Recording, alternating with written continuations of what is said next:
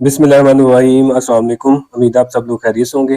11th class physics की new book हमने start की हुई है, उसका लेक्चर नंबर 2 आज हम देखेंगे। लेक्चर नंबर 1 में हमने introduction of science, introduction of physics, branches of physics को डिस्कस किया हुआ है। अगर आपने लेक्चर नंबर 1 नहीं देखा तो पहले उसको देखें, फिर लेक्चर नंबर 2 पे आए। लेक्चर नंबर 2 में हम चैप्टर नंबर 1 को प्रॉपर स्टार्ट करेंगे। तो चैप्टर नंबर 1 का नाम है जी मेजरमेंट्स। मेजरमेंट्स का मतलब होता है किसी चीज़ की पैमाइश करना। अब पैमाइश कैसे करते हैं, इसकी प्रॉपर डिफाइन हम पढ़ लेते हैं कि मेजरमेंट की डिफाइन क्या है। तो मेजरमेंट की डिफाइन यहाँ पे लिखी हुई है, मेजरमेंट इज द प्रोसेस। जो मेजरमेंट है ये एक ऐसा अमल है, प्रोसेस है ऑफ कंपेयरिंग, जिसमें हम मुआवजना करते हैं, कंपेयर करते हैं एन अननोन फिजिकल क्वांटिटी, किसी अननोन फिजिकल क्वांटिटी यानी कि जिसका हमें नहीं पता, गैर मालूम जो होती है, with a non standard quantity, उसके साथ जिसका हमें पता है, जो नॉन क्वांटिटी है उसके साथ हम उसका कंपैरिजन करते हैं टू डिटरमाइन इट्स वैल्यू, ताकि हम जिसकी वैल्यू का हमें नहीं पता उसकी वैल्यू हम फाइंड कर सकें। इसको हम कहते हैं मेजरमेंट या फिर पैमाइश करना। मतलब ये है कि फॉर एग्जाम्पल हमारे पास एक तराजू है, उसका एक ये पल्ला है और दूसरा ये पल्ला है। हम क्या कहते हैं, इसके एक पल्ले में यानी कि जो पैन होता है इसके अंदर हम अननोन क्वांटिटी रखते हैं। जैसे आप दुकान पे जाएं तो वहां पे जाके आप कहते हैं कि हमें जो ना वो चीनी दे दें। अब वो चीनी की क्वांटिटी का उसको नहीं पता, तो अब आपने चीनी कितनी लेनी है, आपने 1 किलो लेनी है, तो वो क्या करेगा, एक पल्ले में नॉन मैस रखेगा। नॉन का मतलब जिसका उसे पता है, जो उसके पास बाट होता है, जो उसके पास बाट होता है जी 1 kg का, वो इसके अंदर रखेगा 1 kg का बाट। तो हमें पता है इस पैन के अंदर, इस पल्ले के अंदर 1 kg का मैस है। ये जो पैन है ना, या ये जो पल्ला है, हमें नहीं पता इसके अंदर जो ना वो कितना मैस है, अननोन है। तो हम यहाँ पे वो चीनी या फिर जो भी आपने आलू या फिर कोई भी सब्जी लेनी है आप इसके अंदर रखें और इन दोनों को बैलेंस कर लें। ये दोनों पैंस, दोनों पल्ले आपस में बैलेंस हो जाएंगे, फिर हम कहेंगे ये भी हमारे पास जो ना क्वांटिटी 1 kg है। इसको हम कहते हैं पैमाइश करना, मेजरमेंट करना। या इसके अलावा एक और भी एग्जांपल है कि आप जो ना वो एक लेंथ ले लें। फॉर एग्जांपल हमारे पास ये कोई रॉड है, हमें इसकी लेंथ का नहीं पता, तो हम क्या करेंगे, इसके साथ एक मीटर रॉड रखेंगे। अब जो मीटर रॉड है उसके ऊपर ऐसे नंबर लगे होते हैं 1 2 3 4। तो ये नंबर लगे हुए हैं 1 से लेकर 4, यानी कि 4 सेंटीमीटर का मीटर रॉड है। इसकी लंबाई का हमें पता है और ये जो रॉड है इसकी लंबाई का हमें नहीं पता। तो इन दोनों का हम कंपैरिजन करेंगे। तो जब ये दोनों की लेंथ आपस में इक्वल होगी, मीटर रॉड है ये 4 सेंटीमीटर है, तो ये जो रॉड है जिसकी लेंथ का हमें नहीं था पता, ये भी 4 सेंटीमीटर का होगा। इसका मतलब हम किसी भी अननोन क्वांटिटी का कंपैरिजन करके विद नॉन क्वांटिटी, तो हम उसको फाइंड कर सकते हैं उसकी वैल्यू को, कि उसकी वैल्यू जो ना वो कितनी है। तो ये मेजरमेंट है। फिर उसके बाद measurement consist of 2 parts. Measurement जो ना वो 2 हिस्सों पर मुश्तमिल होती है। नंबर 1 है न्यूमेरिकल वैल्यू और नंबर 2 है उसका यूनिट। जैसे अभी अभी मैंने यहाँ पे लिखा हुआ है 1 kg। अब 1 जो ना ये इसकी न्यूमेरिकल वैल्यू है और जो kg है ये इसका यूनिट है। या फिर हम लिखते हैं 5 मीटर। 5 इसकी न्यूमेरिकल वैल्यू है और मीटर इसका यूनिट है।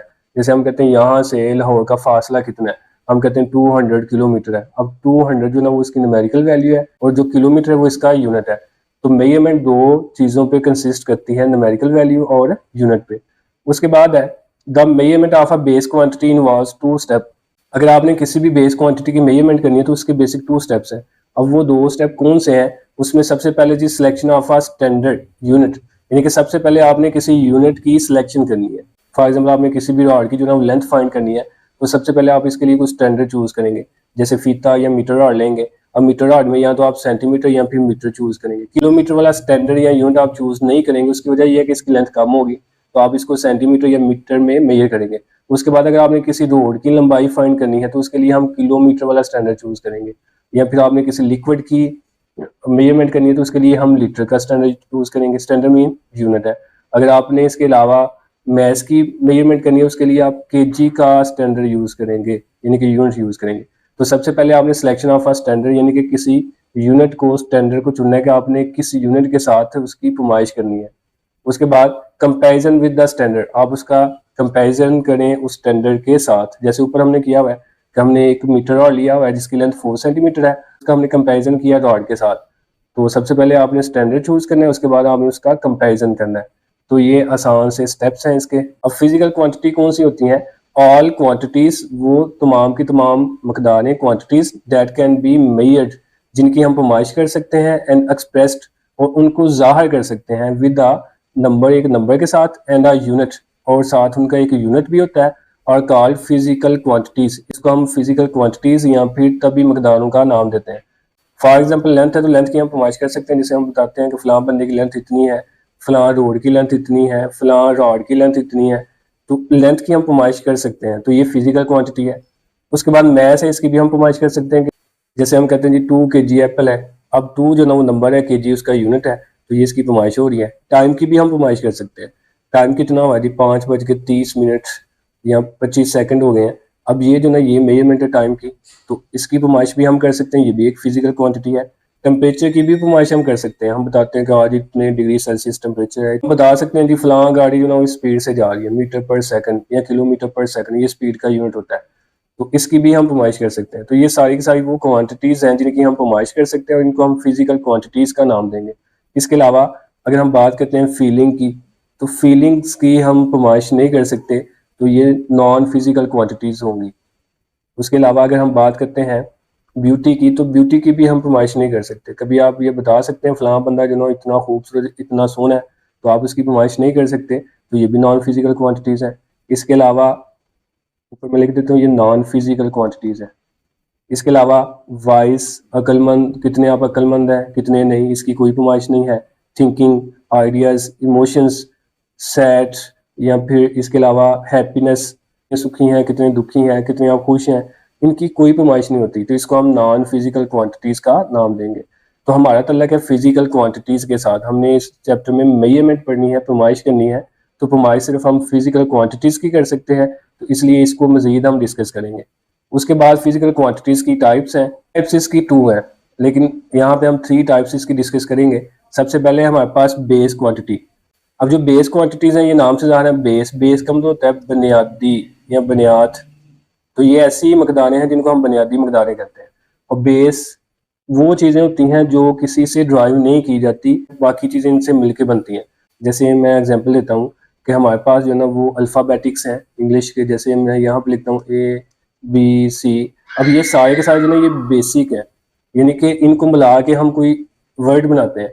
तो ए जो ना ये इंडिपेंडेंट है, ये बेसिक अल्फ़ाबेटिक है। बाकी जितने भी वर्ड्स हैं वो सारे इनको मिला के बनेंगे। हरूफ तहजी हैं, जैसे उर्दू में हम पढ़ते हैं अलिफ बे, तो ये सारे के सारे जो अलिफ बे जीम, ये सारे के सारे जो ना ये बेसिक है। इनको मिला के बाकी हम उर्दू के लफ्ज़ बनाते हैं। तो ये बेसिक हैं, ये किसी पे डिपेंड नहीं करते और ना ही ये निकलते हैं, बल्कि इनको मिला के आप नए नए लफ्ज़ जो है ना वो बना सकते हैं। तो बेस क्वांटिटीज़ की हम डिफाइन पढ़ लेते हैं। These are the fundamental quantities. अच्छा, फंडामेंटल का मतलब होता है बेसिक, जो किसी से ड्राइव नहीं होती। इसका मतलब है ये बेसिक है। दैट आर इंडिपेंडेंट, जो इंडिपेंडेंट यानी कि डिपेंड नहीं करती, and can not be derived from other quantities, और ना ही दूसरी क्वांटिटीज से इनको ड्राइव किया जा सकता है, यानी कि ये बेसिक है। एग्जांपल है length, mass, time, temperature, electric current, intensity है, अमाउंट ऑफ सब्सटेंस है। तो ये हमारे पास टोटल 7 बेस क्वांटिटीज़ हैं। तो आपने याद रखना है, यहाँ पे क्वांटिटीज़ आएगा, ये आप ठीक कर लीजिएगा, क्वालिटीज़ नहीं, यहाँ पे क्वांटिटीज़ आना है, इसको चेक कर लीजिएगा। तो आपने याद रखना है, एमसीक्यूज़ में आता है कि जो बेस क्वांटिटीज़ हैं ये कितनी हैं, ये 7 है। और ये कौन कौन सी हैं ये याद कर लें। इसके अलावा जो होंगी वो आपकी ड्राइव क्वांटिटीज़ होंगी। तो हमारे पास ड्राइव क्वांटिटीज़, अब ये भी नाम से ज़्यादा ड्राइव का मतलब होता है अखज़ करना, यानी कि निकालना किसी चीज़ से। Derived quantities are those physical quantities, ये वो वाली फिजिकल क्वांटिटीज़ होती हैं, यानी कि इनकी भी हम पैमाइश कर सकते हैं क्योंकि ये फिजिकल क्वांटिटी का ही हिस्सा है। विच आर ऑब्टेन्ड, जो हम हासिल करते हैं बाय कंबाइनिंग 2 और more base quantities, 2 base quantities को कंबाइन करके, इकट्ठा करके। अब वो इकट्ठा हम कैसे करते हैं, मल्टीप्लिकेशन, मल्टीप्लाई करके भी कर सकते हैं, और डिवीजन या फिर डिवाइड करके भी कर सकते हैं। जैसे मैं एग्जांपल के तौर पे यहाँ पे लिखता हूँ D/T। अब जो D है ना ये लेंथ है हमारे पास, और जो T है ये हमारे पास टाइम है। तो अगर हम D को T पे डिवाइड करें तो ये कुल आता है V के। V जो ना ये स्पीड है या फिर वेलोसिटी है, तो ये हमारे पास ड्राइव क्वांटिटी है। हमने 2 बेस क्वांटिटीज़ को डिवाइड किया, आपस में कंबाइन किया है, तो हमारे पास एक ड्राइव क्वांटिटी बन गई। तो इसका ये मतलब है कि ड्राइव क्वांटिटीज़ वो होंगी जो हम 2 बेस क्वांटिटीज़ को मल्टीप्लाई करके या फिर डिवाइड करके हासिल करते हैं। तो ये इसकी प्रॉपर डिफाइन है। इसके अलावा आप ये भी डिफाइन कर सकते हैं, दोज क्वांटिटीज़ वो मकदारें विच आर ड्राइव, जो अखज़ की जाती हैं फ्रॉम बेस क्वांटिटीज़ से, और कॉल्ड ड्राइव फिजिकल क्वांटिटीज़, इनको हम ड्राइव क्वांटिटीज़ का नाम देते हैं। ऊपर वाली कर लें या नीचे वाली कर लें, ऊपर वाली डिफाइन जो है ना कंसेप्चुअल है, कंसेप्ट के लिहाज से वो बेहतर है, जो आपका दिल करता है वो आप कर लें। तो नीचे एग्जाम्पल में हम लिखेंगे स्पीड, एक्सेलरेशन, फोर्स, यानी कि वो जो साथ आपने ऊपर पढ़ी हुई ना, उनके अलावा आप जिसका मर्जी नाम यहाँ पे लिख दें वो ड्राइव होगी। उसके बाद एक और भी टाइप है हमारे पास सप्लीमेंट्री क्वांटिटीज़। अब जो सप्लीमेंट्री क्वांटिटीज़ है इनको भी ड्राइव क्वांटिटीज का नाम ही दिया जाता है, लेकिन अलग से इसका नाम शामिल है सप्लीमेंट्री का, इसलिए मैं बता रहा हूँ। अगर तो एमसीक्यूज में आता है कि जैसे इसके एग्जांपल है प्लेन एंगल या फिर सॉलिड एंगल, अगर ये आता है कि ये कौन सी क्वांटिटीज है, अगर सप्लीमेंट्री का वहाँ पे नाम है तो फिर आप सप्लीमेंट्री पे टिक करेंगे, अगर सप्लीमेंट्री का नाम नहीं तो फिर आप ड्राइव पे टिक करेंगे।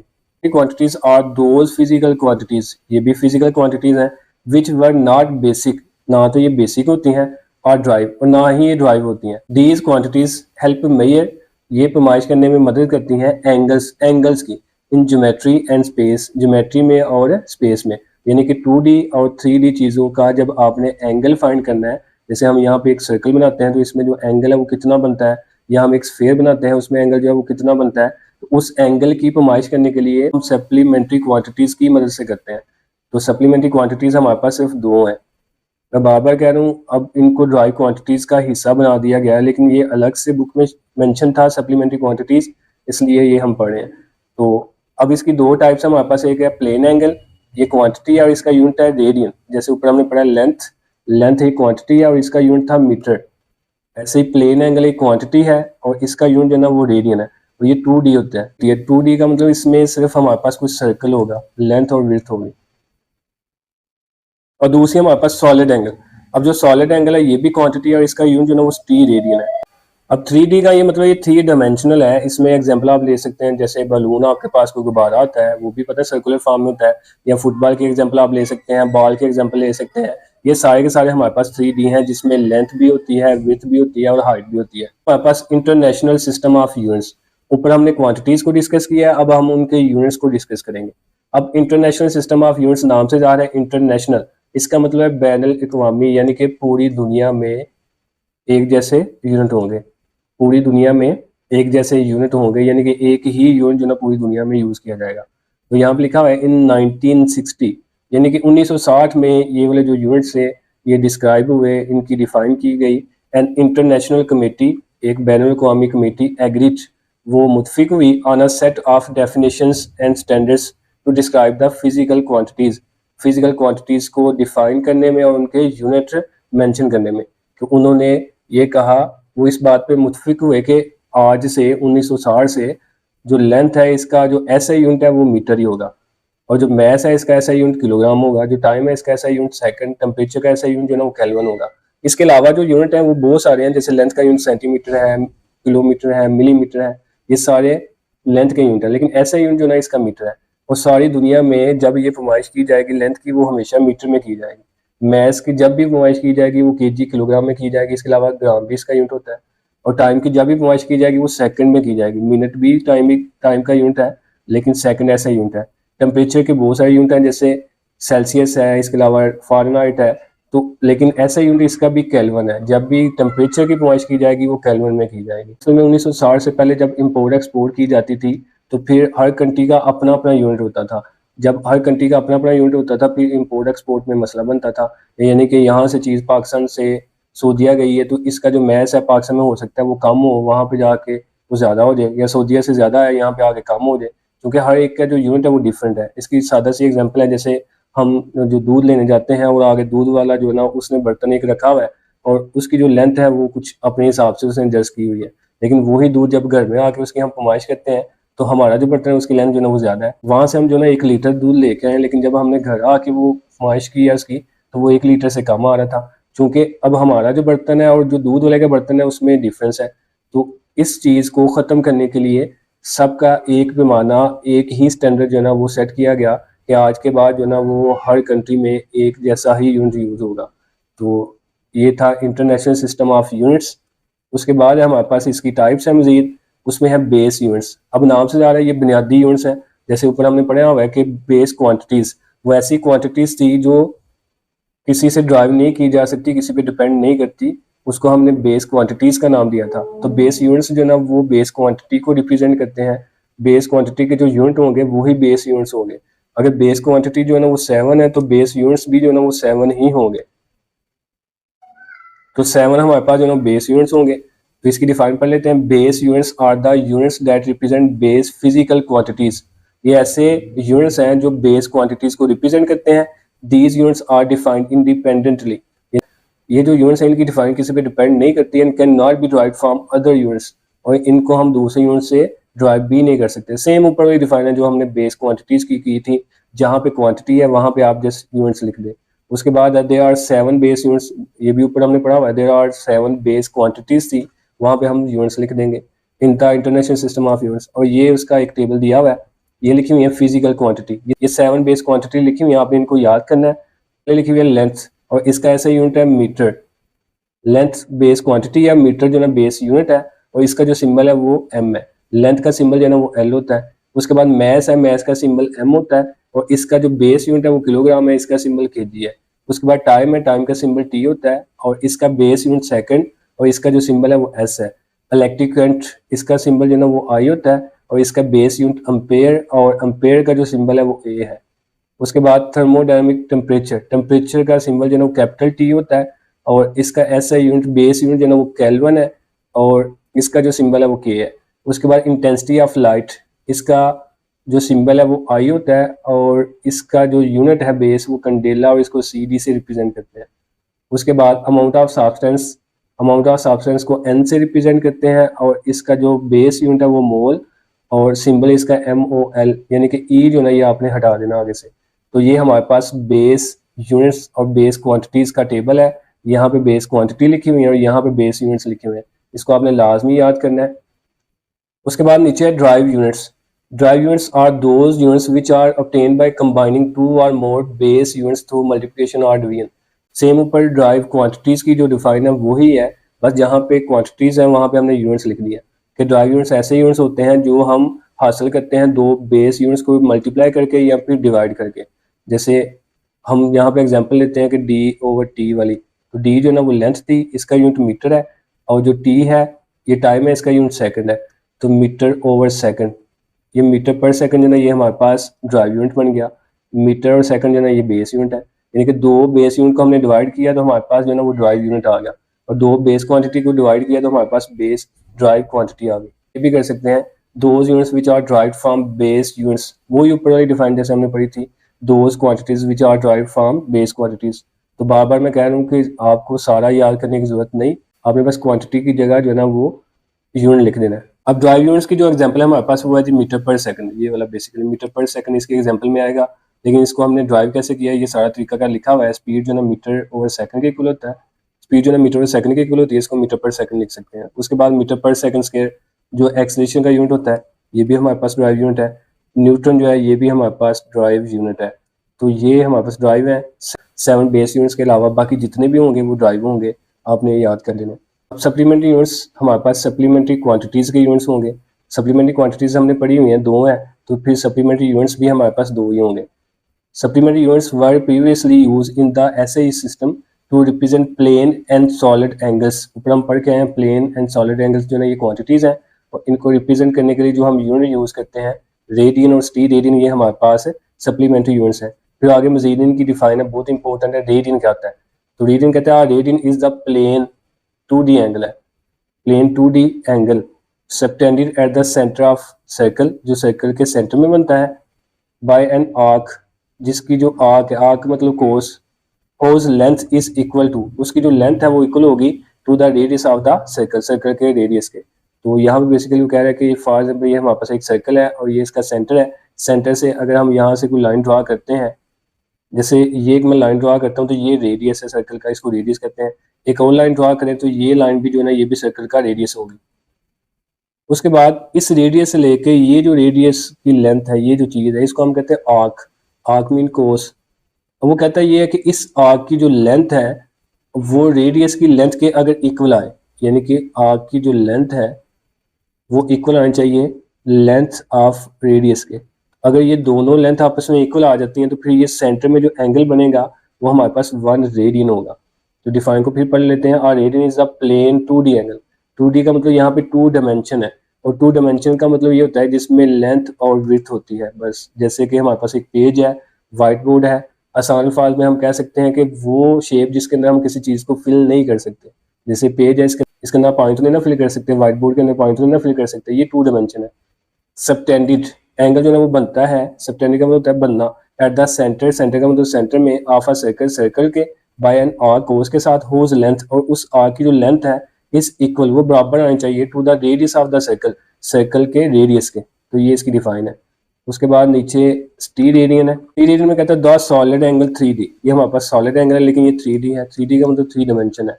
और 3 डायमेंशन का मतलब याद रखिएगा कि ऐसी शेप जिसके अंदर हम लिक्विड को, किसी चीज़ को फिल कर सकते हैं। जैसे हम बात कर लेते हैं गिलास की या कंटेनर की, तो वो इस तरह का होगा, इसके अंदर आप किसी भी चीज़ को फिल कर सकते हैं, ये 3D है। अगर हम बात करते हैं फुटबॉल की, तो फुटबॉल के अंदर भी आप किसी चीज़ को फिल कर सकते हैं। एप्पल की उसके अंदर भी फिल कर सकते हैं, वाटरमेलन की उसके अंदर भी फिल कर सकते हैं, बलून की उसके अंदर भी फिल कर सकते हैं। ये सारे के सारे हमारे पास 3 डायमेंशन है। तो अब जो 3 डायमेंशन है, जैसे हमारे पास बलून है या फिर फुटबॉल है, ये भी सर्कल की शेप का होता है ना, लेकिन ये है 3D है। इसको हम नाम देंगे स्फीयर का। तो टी रेडियन में हम स्फीयर की बात करेंगे, जबकि रेडियन में हम सर्कल की बात करेंगे। तो यहाँ पे कहते हैं subtended at the centre of sphere, यहाँ पे स्फीयर है, वहां पे सर्कल था। By a portion of the surface area, अब वो जो सरफेस का एरिया है वो इक्वल आना चाहिए to the square of the radius of the sphere, sphere के रेडियस के स्क्वायर के। तो यहाँ पे मैं इसकी भी डायग्राम बनाता हूँ। फॉर एग्जाम्पल ये हमारे पास एक स्फीयर है इस तरह करके, तो ये इसका सेंटर है, सेंटर से एक लाइन हम ये ड्रा कर लेंगे, ये इसका रेडियस है, एक हम ये ड्रा कर लेंगे, ये भी इसका रेडियस है। अब ये आप इमेजिन करिए आपके पास कोई वाटरमेलन है, तो हमने उसके सेंटर से एक ये लाइन ड्रा की, यानी कट लगाया, और एक ये कट लगाया। जब हम कट लगाते हैं तो उसके ऊपर वाली जो सरफेस है वो कुछ इस तरह की हमारे पास बन जाती है, कोन शेप। वो जो हम टक्की सी लगाते हैं ना वाटरमेलन के अंदर, वो कुछ इस तरह की बन जाएगी। अब ये जो ना, ये एरिया टाइप होती है। एरिया का मतलब इसकी लेंथ भी होती है और विड्थ भी होती है। अब वो कह रहे हैं कि ये जो सरफेस का एरिया है, ये जो सरफेस यहाँ पे आई है हमारे पास, इसका जो एरिया है, ये एरिया इक्वल आना चाहिए, बराबर होना चाहिए रेडियस के स्फीयर के, यानी कि ये जो रेडियस है इसके स्फीयर के। अगर सरफेस एरिया और जो रेडियस का स्क्वायर है ये आपस में इक्वल आ जाए, इनकी लेंथ आपस में इक्वल हो, तो फिर हमारे पास सेंटर में जो एंगल बनेगा वो 1t रेडियन बनेगा, 1t रेडियन बनेगा। तो ये इसकी डिफाइन है कि सॉलिड एंगल हमारे पास क्वांटिटी है और इसका यूनिट जो है ना वो टी रेडियन है, ये 3 डायमेंशन होती है। और ये जो एंगल है ये सेंटर में बनता है, लेकिन स्फीयर के सेंटर में बनता है, और इसके जो रेडियस का स्क्वायर है वो सरफेस के एरिया के इक्वल आना चाहिए। तो ये हमारे पास सप्लीमेंट्री यूनिट्स थे। उम्मीद है आपको समझ आई होगी। मिलते हैं नेक्स्ट लेक्चर में। अल्लाह हाफिज़।